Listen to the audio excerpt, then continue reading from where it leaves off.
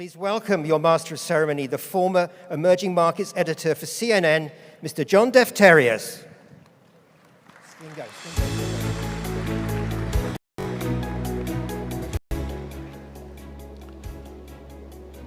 Your Highness Sheikh Mansour bin Zayed Al Nahyan, Deputy Prime Minister and Minister of Presidential Affairs, it's good to see you, although it's slightly dark out there. Your Highnesses, Your Excellencies, ladies and gentlemen, distinguished guests, it is a pleasure to be back in Abu Dhabi and at ADIPEC 2022, hosted, of course, by the Abu Dhabi National Oil Company, ADNOC. This is the most inclusive and global forum yet, with attendees from more than 160 countries. And I was told before we started today that over 30 ministers are attending the ceremony and over 2,500 guests, and that is a record. This is a clear testament to your commitment to the industry, but also to the relevance and the importance of ADIPEC itself.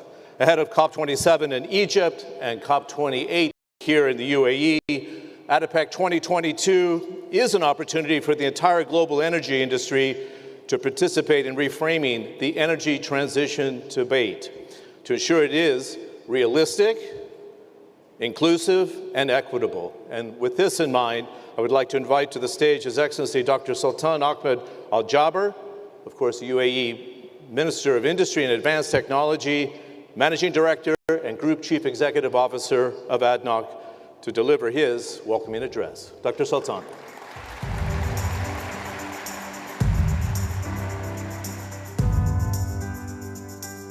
Assalamu alaikum. Your Highness, Sheikh Mansour bin Zayed Al Nahyan, Deputy Prime Minister of the United Arab Emirates and Minister of Presidential Court, Your Highnesses, Your Excellencies, distinguished guests, ladies and gentlemen. It is a great pleasure to welcome you to the United Arab Emirates, to Abu Dhabi and ADIPEC. Our industry has convened here for almost 40 years, during which we have seen many challenges and many opportunities. And today, our discussions are happening at an absolutely pivotal moment. The solutions we agree on and the commitments we will make help shape the future of our world, because today, more than ever, energy is everybody's top priority. And we all know why. Right now, at this very moment, the global energy landscape is going through a perfect storm. Here are the hard facts. Global supply chains continue to be fragile. Geopolitics are now more complex, fragmented, and polarized than ever.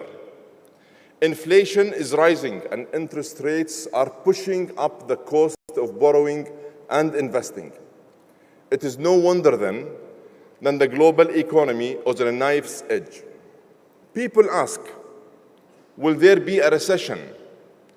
And I ask, who among us can confidently predict the future?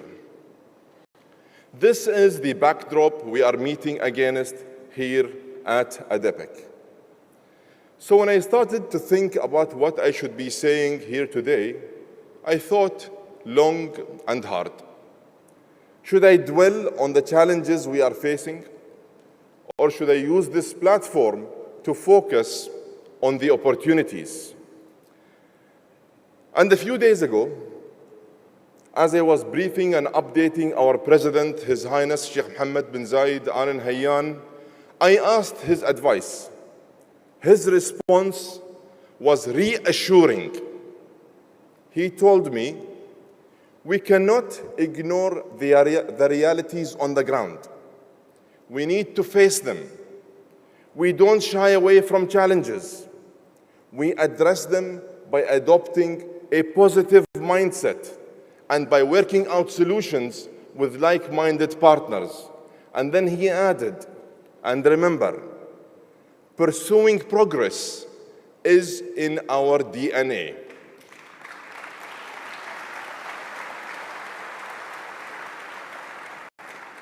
So today, I stand before you with a message of realism and also of optimism. Now is not the time to point out that the long-term underinvestment in oil and gas has made a difficult situation even worse. We know that already. The data is very clear. If we zero out hydrocarbon investment due to natural decline, we would lose 5 million barrels per day of oil each year from the current supplies. This would make the shocks we have experienced this year feel like a minor tremor. If this year has taught us anything, it taught us that energy security is the foundation of all progress, economic, social, and climate progress. And there is no better place in the world to drive that progress than right here in Abu Dhabi at ADIPEC, where the best minds are gathering from all over the world. And let me just add this. The solutions the world needs are also major opportunities for all of us. And let me explain why.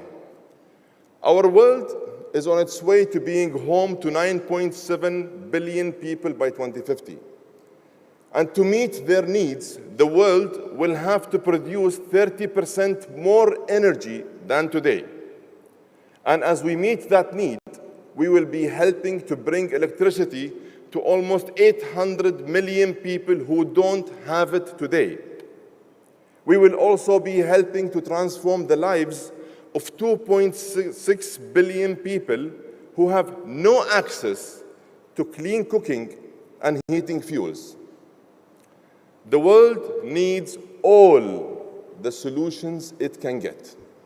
It is not oil or gas or solar or wind or nuclear or hydrogen. It is oil and gas and solar and wind and nuclear and hydrogen. It is all of the above.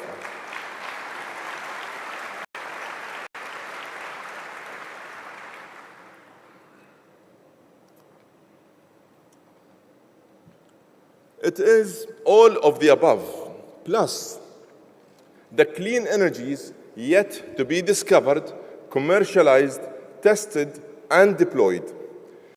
The world needs maximum energy, minimum emissions. This is why our leadership decided to be a first mover in renewable energy over 16 years ago by launching Masdar. It is why we were the first country in the region to deploy nuclear power. And it is why ADNOC is making today's energy cleaner while investing in clean energies of tomorrow. At ADNOC, we have connected all our operations to zero-carbon nuclear and solar power. We are electrifying our offshore operations to cut their carbon footprint in half. And we are pressing down harder and harder on our methane intensity, even though we already have one of the lowest levels in the world.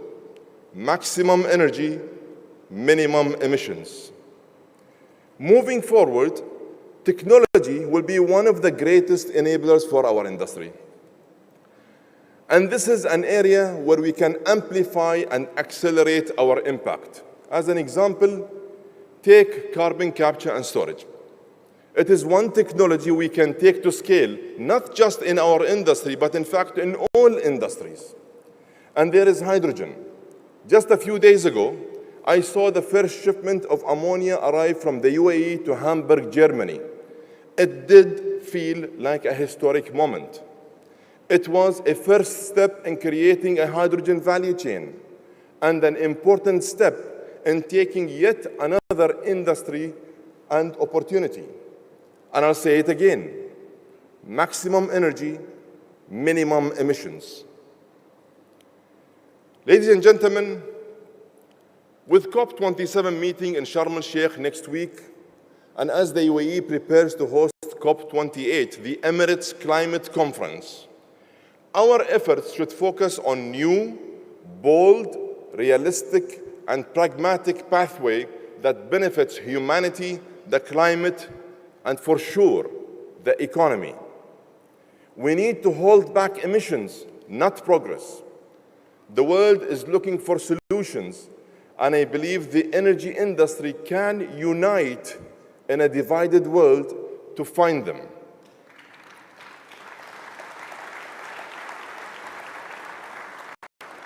Colleagues, I believe that the future is forged by those who make the first move. So today, I extend an open invitation to all our partners and friends. Let's make that move together and forge that future. All we have to do is take the opportunities ahead of us. Energy security, accessibility, and sustainability is what the world wants. Maximum energy, minimum emissions is what the world needs. It is what we can give them. It is the reason we will together succeed. Thank you, and please enjoy the rest of the week.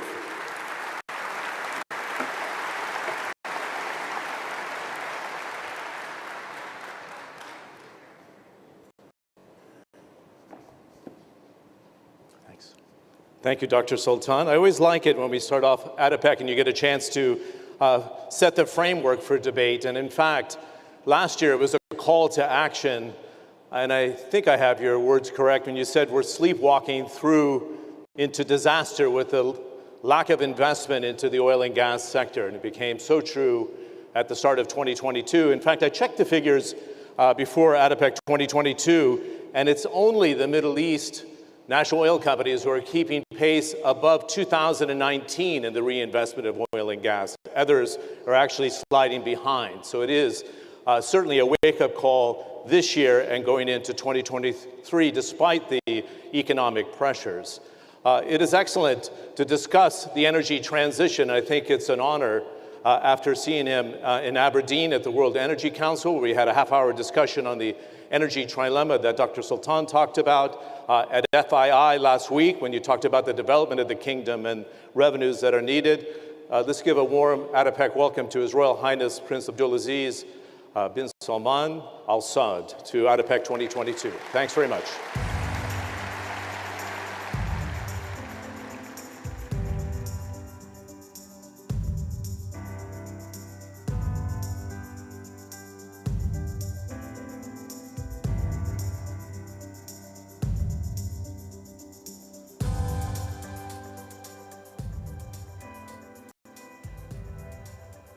Bismillah ar-Rahman ar-Rahim.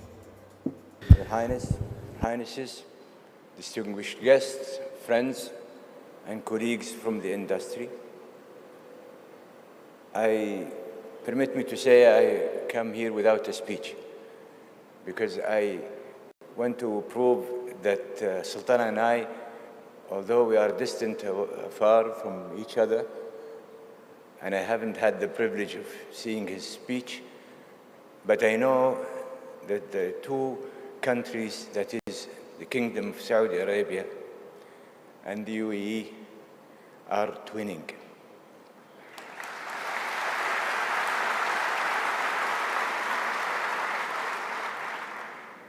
When Sultan talked about the future, I kept repeating, so we are, and so we are.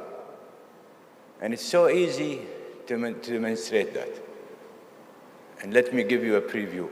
Although, as an elderly fellow, I had the cards in my pocket, but it seemed to be that the elderly still can dream and have the ambition of the young, for which I remember them.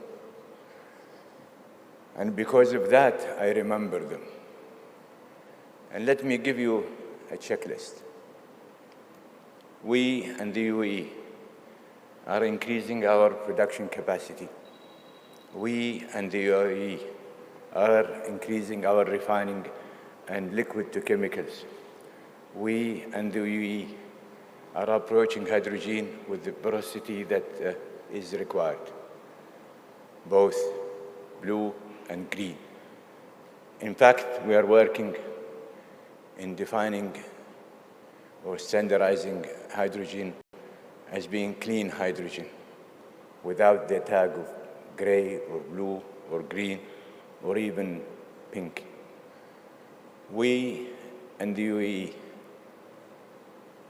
are reaching out to the energy mix of tomorrow and the future, because we cannot afford but to put together a modern energy system that can give us the calling of this conference, which is secure, sustainable, and affordable energy system.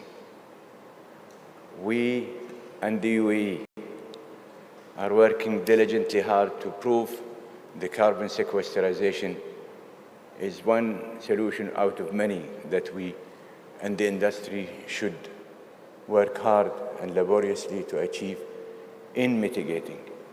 We and the UAE, talking about climate change, we are working hard to fulfill our commitments of net zero by a certain time.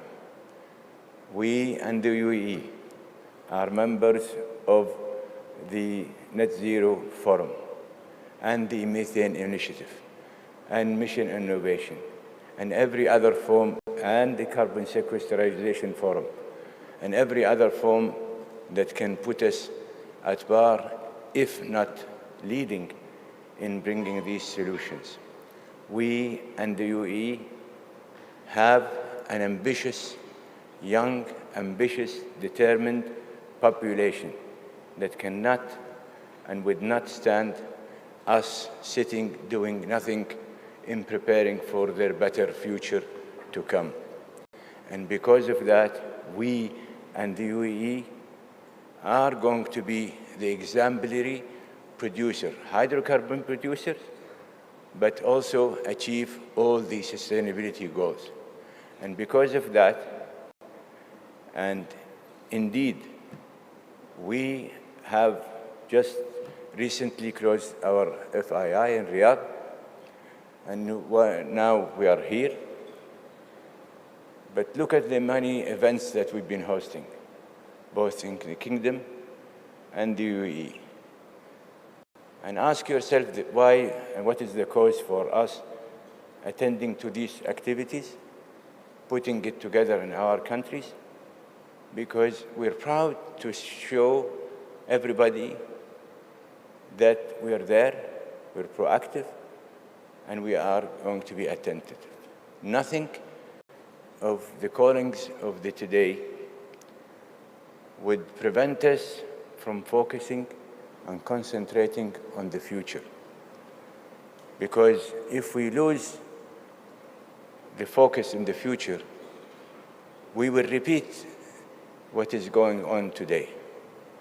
And because of that, and I would urge everybody to learn from today's affairs, that in order to attend to the present, we must not let go the future. I am honored, Your Highness, to be here with you. There is so much that we could prove together in our twinning, if I call it, aspiration, that we will continue, and again, knowing the determination of our people, your people, that we should continue to be the exemplary two countries for an energy producers, because we no longer are called oil producers. We are an energy producer. And because of that, we need these events to reoccur. And we need the knowledge sharing to happen. And we need to bring serious people to become with us, involved with us in bringing these solutions. Breaking the so-called energy constraints will take a lot of brains, a lot of investments, a lot of technologies that will have to evolve, without which we cannot approach the future with the right recipes that we are committed to deliver. With that, we need to work also with our friends in Egypt to make their COP27 a successful one, because we need to build from that success to another success, hopefully next year in Abu Dhabi, when Abu Dhabi hosts the COP28. We don't owe it to anybody but us. Our countries also have similarities. It was done for us, by us, for our future. And we need to commit ourselves to that too.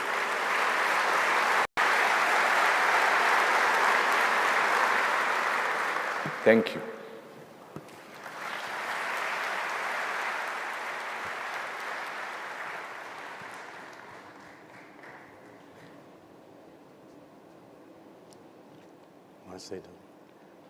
Thanks.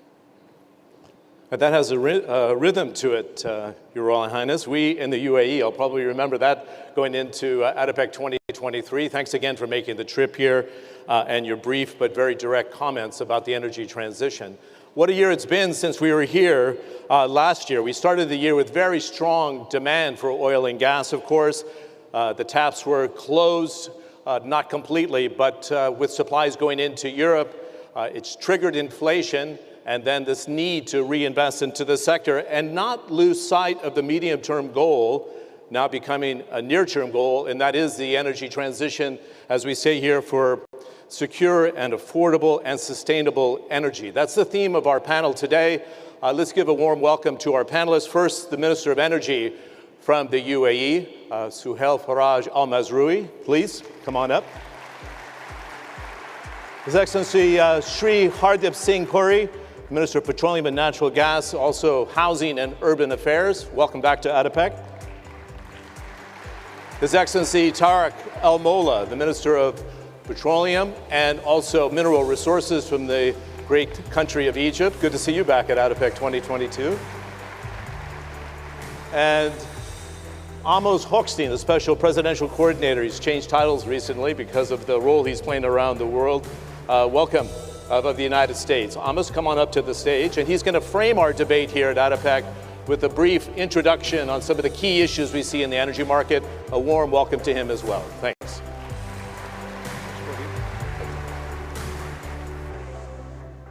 Please.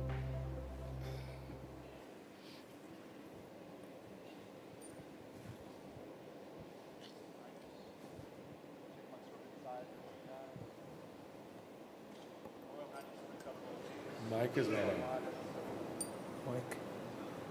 Mike. Go ahead, try again. Your Highness, Sheikh Mansour bin Zayed Al Nahyan, Your Royal Highness Prince Abdulaziz bin Salman Al Saud, and of course, Your Excellency Dr. Sultan Al Jaber, most importantly, my friend and great leader of the energy system in so many places around the world. It's a pleasure to be here today representing the United States government and President Biden. The relationship between the United States and the United Arab Emirates is strong, long-standing, broad, and enduring. We have fought, bled, and mourned together as we have triumphed, made peace, and innovated together. And now we must join forces to lead an energy transition. The world is facing extraordinary challenges, from war and a devastating war in Europe, to a pandemic that has altered the way of our lives, to economic uncertainty. And through all of this, the one constant is a worsening climate crisis. We at this gathering, governments and companies, must all do our part. And we must focus on doing two things at the same time, as has been the theme of the previous speakers. The first, ensure we have a sufficient energy supply to maintain global economic growth, including investment in carbon-efficient production and refining. And the second, at the same time, accelerating the transition to a cleaner, healthier, and more diversified and decarbonized energy system. The United States is investing in both. We have taken steps this past year to ensure economic growth continues throughout the world through oil and LNG supply. And we have made the largest ever investment in climate, in advanced clean technology, in electric vehicles adaptation, and in the supply chains for all of the above. But the extraordinary investment by the United States and the extraordinary investments we've just heard from the United Arab Emirates and others is just not enough. This is a global crisis, and therefore it requires global solutions. So regardless of where you are on the energy spectrum, we must all invest and innovate towards achieving a more decarbonized net zero world.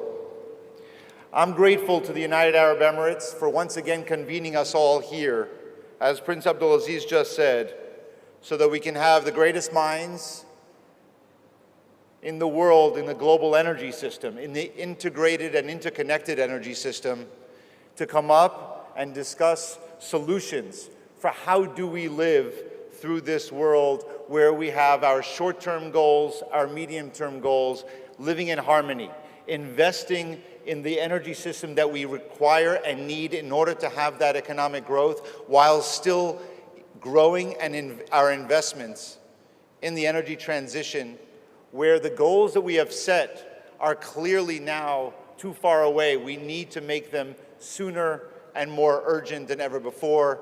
Thank you again for hosting, and I look forward to the panel discussion and for this week. Thank you.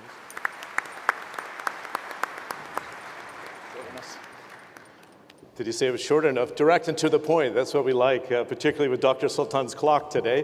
I'm just going to remind our panel we have 15 minutes for our discussion, which allows it for really highly focused to do 2 rounds very quickly. I'm going to start with His Excellency Minister Mazrui.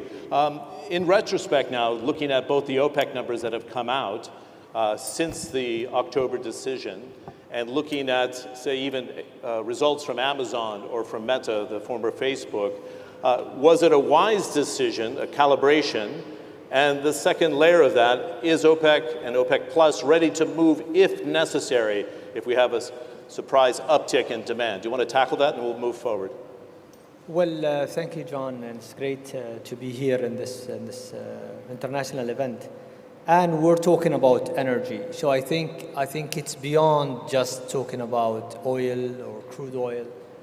The challenge that the world is facing, as it was clear in His Excellency Dr. Sultan, is more than just oil. We need to look at the gas, we need to look at the whole spectrum of energy. And more than anything else, we need to focus on ensuring that we have enough efforts in renewable energy, in hydrogen and others. And I can assure you that we in the United Arab Emirates, as well as our fellow colleagues in OPEC Plus, are keen on supplying the world with the requirement it needs. But at the same time, we're not the only producers in the world. We're producing less than 50% of what is produced, and there are others who need to do also their part in investing and encouraging investments, as we need it more than ever to complement the role of renewable energy that the world is facing.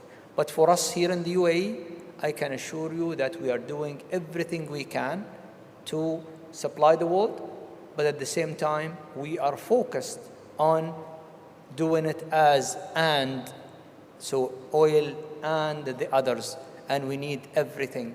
And we have a very clear strategy thanks to our leadership. We are focused on diversifying the energy sources, and we are focused on reducing our emission. And as His Highness always tells us, Sheikh Mansour, he is always keen on us being at maximum efficiency in everything that we are doing, reducing the emission as well as reducing the consumption, because reducing the consumption is as important as reducing the emission. Okay, very good. Very quickly, within 15 seconds, you mentioned to me you're only a phone call or a Zoom call away if the demand rose. I mean, OPEC Plus remains flexible. It's not an agreement locked in stone, Your Excellency. Well, that is always the case. We have a mechanism to get together if the requirements are there.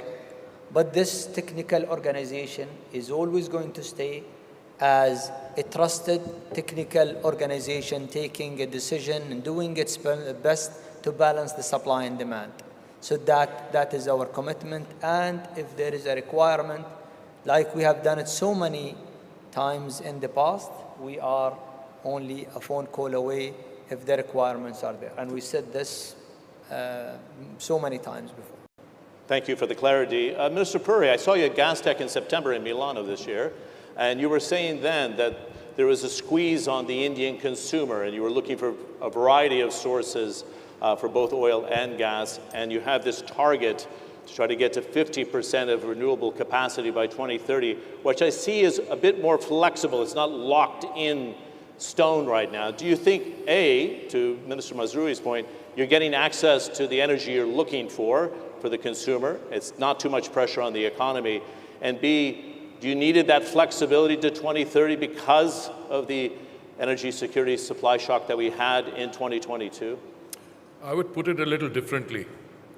There is pressure on the economy because the scale at which we are working to supply the energy needs of 1.34 billion people and energy availability, we have not had any situation where petrol, diesel or gas has not been available, but it has a cost to it. And I think all policy decisions have consequences, direct and intended and unintended. One of the unintended consequences, perhaps it's a good consequence, is that when prices rose, on the one hand there's inflation, movement towards a global recessionary condition, but in India it has also galvanized the movement in the other direction. There's billions of dollars coming in to look at, for instance, the ecosystem for electric vehicles. We've done the transition on biofuels from 1.4%, we've reached 10% blending. We are going to 20% blending in the next 2 years, bringing the target of 2030 down. We're going in a big way on compressed biogas. Plus, more than that, we've opened up 1 million square kilometers. We have a total of 3.5 million square kilometers of sedimentary basin. 1 million square kilometers of that sedimentary basin, which was no-go area, we've opened it out to international investment. So all the major oil entities, some of them have very advanced arrangements with us, with our companies. Others are coming in. Because in order to make that transition, whatever your transition date is, you have to survive the present. And the survival of the present cannot be on terms of entire economies. There are countries around the world where you, for the love of money, you cannot access energy. Now, I'm not going into the causation as to why it happened. Underinvestment, whatever happened subsequently. But I think the transition itself would be severely undermined if the current ability, especially large consuming countries, is not cushioned in order to make that transition. In India, we feel very confident of being able to make it. We feel confident because we have both domestic thing. I saw Minister Sultan talk about green ammonia supply from here to Hamburg. We have our company supplying there as well. One of our companies signed an agreement with the Singapore authorities to supply green ammonia to run their new generation GE plants. All that we will do. But I still make the point that the immediate, because I was very encouraged by the saying that this is realism and optimism. Our host, Minister Sultan said that. And I think it's always a good start to a morning if you are able to also focus on the realism part of it and say it how it is. So I think high energy prices have, without any doubt, and I don't think there's a counter-narrative, we won't go into the reason. They have a consequence which we need to factor in. But I think one of the unintended causes is that many of us are now going to diversify. We are going to look at alternate areas, alternate energy sources, etc., faster than we had originally envisaged. Thank you very much for being direct on that and the conundrum that you're in right now. Tariq Amola, Your Excellency, there's this real challenge, and everybody knows you had your 25 years of commercial experience before taking the ministry, both the need for rapid decarbonization, but also dealing with energy security. And there's been a game changer, what's happened in the Eastern Med with Egypt. Is the industry capable of doing both missions at a rapid pace, do you think? And let's watch our time. Thank you. Thank you, John. I have to start by addressing Zionist Sheikh Mansour for the hospitality and my dear colleagues and friends, Excellencies, Dr. Sultan and Engineer Sohail, His Excellency, for the invitation. I'm really happy to be among this distinguished panelists and to attend again this important event at IBEC. Well, it is an important question, and I want to tell you that Dr. Sultan has said it all, and His Royal Highness Prince Abdulaziz has also confirmed it. So what we are doing currently in Egypt is no different than other places. We are working all together in parallel. Definitely, we have to start by saying we've been blessed that we have some gas where we were able, with this additional gas, to secure some exports and to connect with our neighboring countries and to form what is called the East Mediterranean Gas Forum in order to cooperate together in this resource. Meanwhile, in parallel, as we said, so we are blessed, we have sun, we have wind, and we are working very hard to have also this developed in parallel. So we have an ambitious plan to reach before the year 2030 of and about 40% of our electricity developed by renewables. And one of these are agreements and arrangements with Masdar to have a 10 giga in the coming few years. So what we are doing in parallel is diligently to work hard, but meanwhile to decarbonize our hydrocarbon projects, and also, and part of the important actions that we are taking with our partners, and these are actually our partners, the international energy companies, with their technologies and their approach, we are able to demonstrate that we can develop our resources with less emissions. And this is what we said. We need more energy with less emissions. And I think that since we've mentioned the Sharm el-Sheikh COP27 next week, inshallah, so we have been able to demonstrate and to be able to have a dedicated thematic day, which is the Decarbonization Day. And this is the 11th of November for the first time ever at any of the COPs.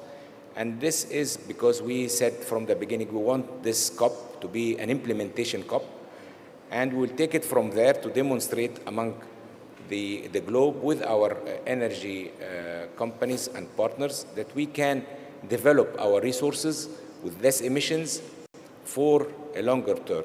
And this will be like the beginning of a thread for our brothers in the UAE to host their COP next year as well in COP28, inshallah. Great. So Egypt representing Africa, of course, and the UAE representing West Asia and COP28. Amos Hochstein, in my coverage for CNN, I remember after the 2010 wild swings of going to 147 and then down to 30, I was asking the question, what is the Goldilocks price for oil? Not too hot, not too cold, but encourages investment, which is not a strain on the consumer. Would we say we're there now at around 87 for US WTI, 95-ish for Brent?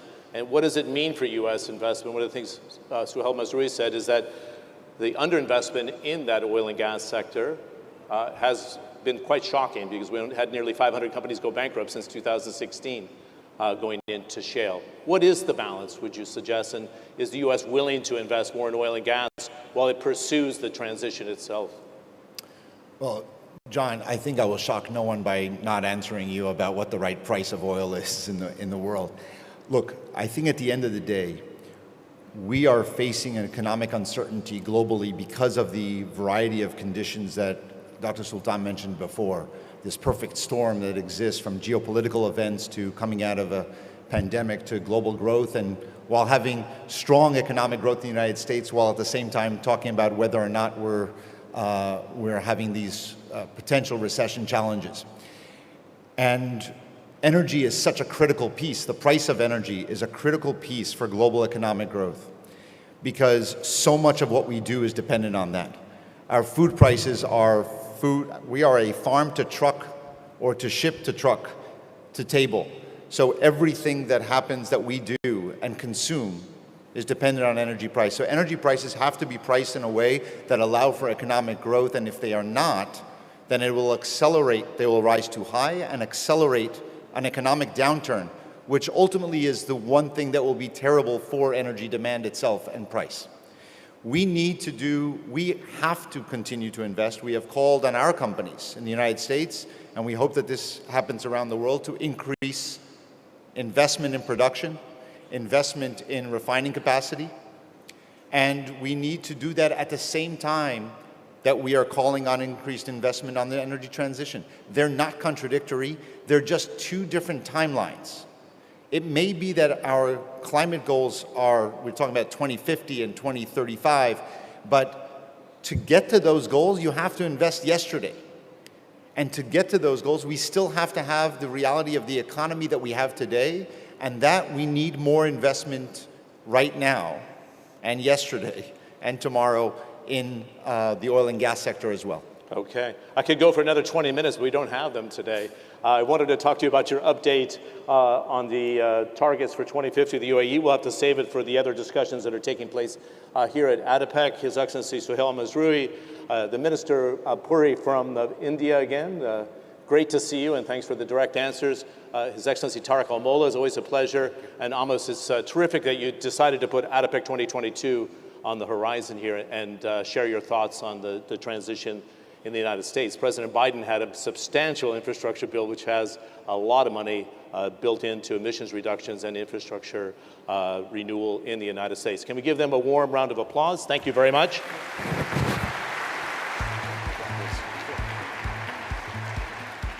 And just to close out our opening ceremony, Dr. Sultan, excellent speech as always. Sheikh Mansour, it's a pleasure to see you again. Thank you very much. Sheikh Khalid, great to see you in person. Sheikh Nayan, I would be remiss if I didn't say thanks. It's great to see you as always. His Royal Highness, thanks for putting ADIPEC 2022 on your agenda, giving a very direct, we in the UAE speech today. Some highlights that are coming. Hadley Gamble's got a Chief Executive Officer roundtable you want to see at 2 o'clock. We're going to do the World Oil Outlook with OPEC at 4:30 in this hall as well. And we have a ministerial taking place at 1 o'clock. Nice round of applause. Thank you very much for your attention this morning.